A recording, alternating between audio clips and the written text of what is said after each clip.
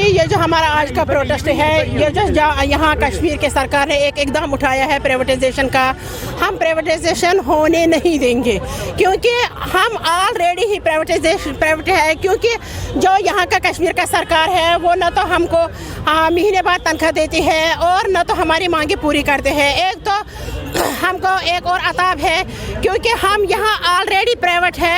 यहाँ का सरकार क्यों हम पर इतना बोझ लगाते हैं, क्योंकि हम ये बोझ उठाने पर तैयार नहीं हूँ। हम सरकार से अपील करते हैं, एक तो अगर उन्होंने पंच और सरपंचों को ये ऑर्डर दिया है कि उनकी अटेंडेंस आप चेक करो, हम ये मानने पर तैयार नहीं है क्योंकि हम इस पर इकदाम उठाएंगे।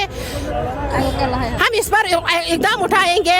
ये हमारा लाहे अमल है कि हम इतनी काम करते हैं, इतनी मेहनत करती है। जब बाकी डिपार्टमेंटों का तनख्वाह हम रेगुलर देते हैं, जब बाकी डिपार्टमेंटों का तनख्वाह ये लोग ठीक तरीके से देते हैं, तो हम पर इतना जुल्म क्यों है? हाँ, अगर हमारी डिमांड पूरी नहीं है, हम सड़कों पे आएंगे, हम रात दिन सड़कों पे रहेंगे। तब तक हमारा सेंटर भी बंद रहेंगे, तब तक हमारी कोई काम नहीं होगी।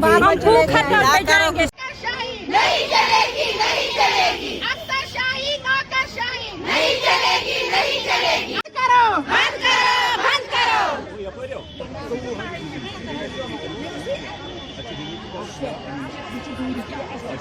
आंगनबाड़ी वर्कर और हेल्पर को मुस्तकिल करो, मुस्तकिल करो, मुस्तकिल करो। आंगनबाड़ी वर्कर और हेल्पर को मुस्तकिल करो, मुस्तकिल करो, मुस्तकिल करो। प्राइवेटाइजेशन का ऑर्डर वापस लो, वापस लो।